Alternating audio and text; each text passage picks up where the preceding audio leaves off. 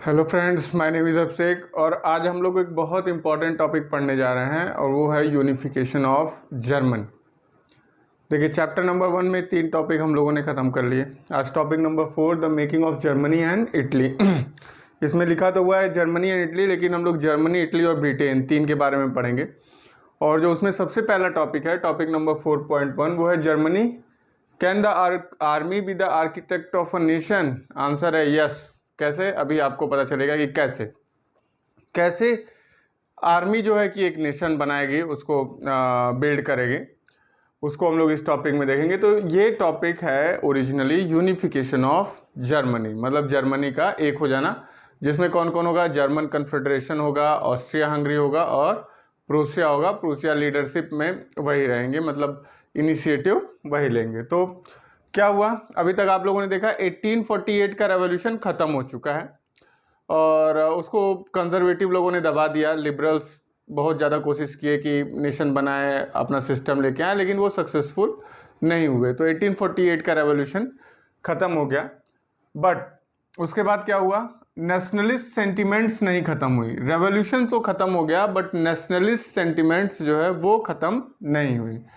अब nationalist sentiments को खुद कौन लेकर के चल रहा है? कंजर्वेटिव लोग लेकर के चल रहे हैं, मोबिलाइज बाय कंजर्वेटिव।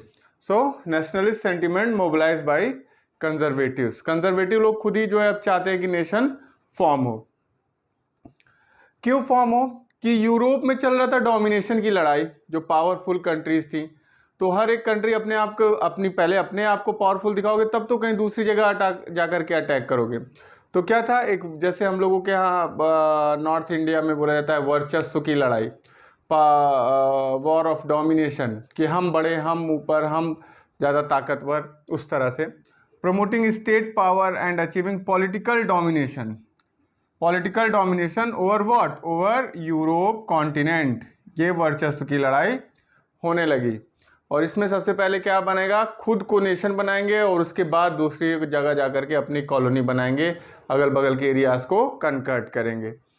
ठीक है।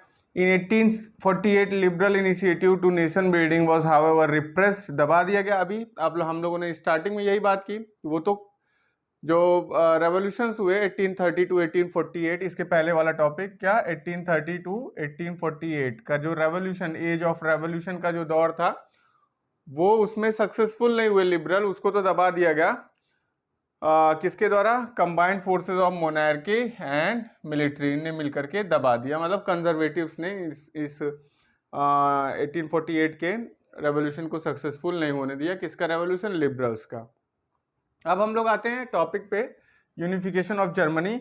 इसमें 3 लोग रोल प्ले करेंगे, प्रूसिया, उसके बाद ऑस्ट्रिया हंगरी और फिर जो है कि जर्मन कन्फेडरेशन। और ये देखेंगे कि इन तीनों ने क्या कैसे किया और ये पूरा जो है जर्मनी कैसे यूनिफाइड हो गया। फिगर नंबर 12 दिया हुआ है आपकी बुक में, उसमें आप मैप में देख सकते हो एग्जैक्टली कि जर्मनी कैसे कब कौन सा एरिया लिया, लेकिन वहाँ पे ये नहीं बताया गया कि कब कैसे कौन यूनिफाइड हुआ। वो अभी हम लोग करेंगे इसके जस्ट बाद। अब बात करते हैं, जर्मनी को यूनिफाइड कर लेते हैं। प्रूसिया ने, किसने लीडरशिप ली? Prussia took on the leadership, और जो कैसर विलियम सेकेंड थे, उन्होंने रिस्पॉन्सिबिलिटी अपने chief minister Otto von Bismarck को दी। बहुत ही कैपेबल इंसान। इनकी कौन सी पॉलिसी थी? Iron and blood policy. Iron and blood policy. Iron and blood policy क्या होती है? मतलब किसी भी कीमत पे हमें जीतना है, कितने लोगों को मारना पड़े, कुछ भी करना पड़े, छल करना पड़े, धोखा देना पड़े, कुछ भी करना पड़े, हमें जीतना है। इसको बोलते हैं वॉर में iron and blood policy. Balban ने अडॉप्ट किया यहाँ पे, हमारे यहाँ दिल्ली सुल्तनत में। और उसके बाद क्या बोलते हैं कि सरदार वल्लभ भाई पटेल ने किया आयरन एंड ब्लड पॉलिसी। किसी भी कीमत पे हमें जीतना ही जीतना है, तो ये पॉलिसी इनकी रहती थी। तो 7 सालों में 1864 से लेकर के और 1871 तक, इन 7 सालों में प्रूसिया ने अपने अगल बगल 3 लड़ाइयाँ लड़ी। उसमें से सबसे पहले लड़ाई थी डेनमार्क के साथ। ऑस्ट्रिया को मनाया, इसको सस्लिक वॉर बोलते हैं।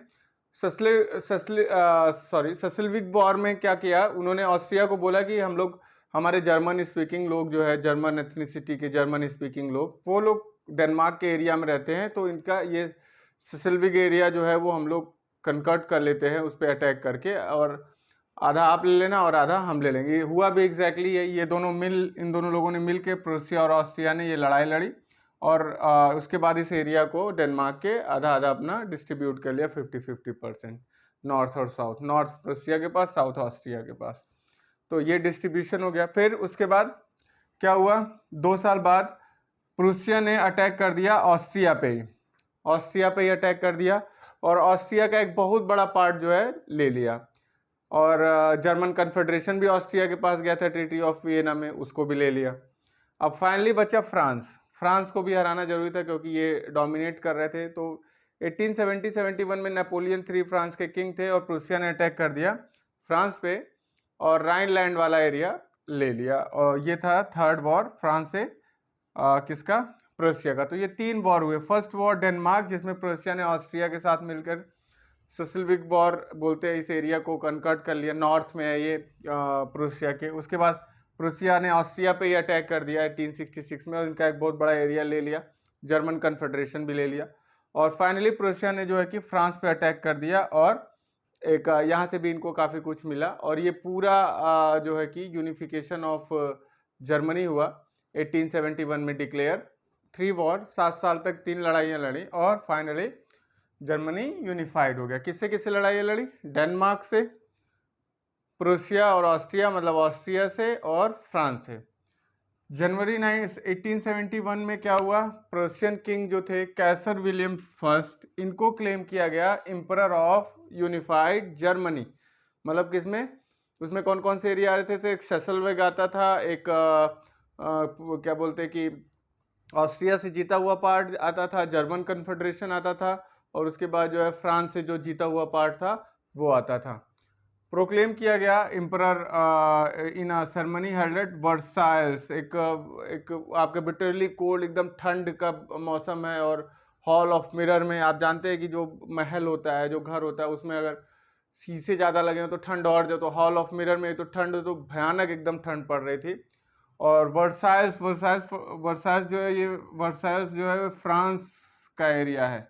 कहाँ का एरिया है, फ्रांस का। तो मतलब आप सोचिए कि जर्मनी क्लेम किसका यूनिफिकेशन हो रहा है, जर्मनी का। किसका क्लेम हो रहा है, जर्मनी का, और हो कहाँ रहा है, फ्रांस में। कितना कितना बुरा लगा होगा फ्रांस के लोगों को। और इसका बदला लिया गया 1914 से लेकर के 18 तक जो फर्स्ट वर्ल्ड वॉर हुआ, उसमें बहुत बुरा लगा था फ्रांस के लोगों को कि ये अपना यूनिफिकेशन हमारे यहाँ क्लेम कर रहे हैं, वर्साइल्स में। इतना दिमाग इनका खराब है। तो in January 1871 the Prussian king Kaiser William first was proclaimed German emperor in a ceremony held at Versailles, France. तो ये तो हो गया यूनिफिकेशन ऑफ जर्मनी। तो जो नया स्टेट फॉर्म हुआ उसमें क्या किया गया, मॉडर्नाइजेशन पे एम्फसाइज किया गया, बल दिया गया, करेंसी पे एक करेंसी, उसके बाद बैंकिंग सिस्टम को अच्छा किया गया, जुडिशियल सिस्टम को अच्छा किया गया। ये सारी चीज़ें पूरी तरह से मॉडर्नाइजेशन लाया गया। बस एक डेमोक्रेसी नहीं आई थी या रिपब्लिक नहीं बना था, लेकिन जो इकोनॉमिक रिफॉर्म है या इकोनॉमिक लिबरलिज्म कह सकते हो आप, वो किया गया। सोसाइटी में रिफॉर्म किए गए, ये सारी चीज़ें की गई। पॉलिटिकल रिफॉर्म इसलिए नहीं बोलेंगे कि अगर कोई कंजर्वेटिज्म है तो फिर पॉलिटिकल रिफॉर्म कैसे होगा, लोगों को कोई राइट तो जल्दी मिलेगा नहीं। फिर भी फंडामेंटल राइट्स जो है वो देने की कोशिश की गई। फंडामेंटल राइट्स का मतलब है कि भाई चार्टर जो फ्रांस में था उस तरह की कोई बात। तो currency, banking, legal and judicial system in Germany, ये सारी चीज़ों पे क्या किया गया, इस सब का मॉडर्नाइजेशन किया गया एक कंजर्वेटिव किंग के द्वारा। तो ये हुआ यूनिफिकेशन ऑफ जर्मनी होने के बाद, और ये टॉपिक था यूनिफिकेशन ऑफ जर्मनी। इतना ही। अगर आपको वीडियो अच्छा लगा, लाइक करिए, सब्सक्राइब करिए, शेयर करिए। Take care, good bye.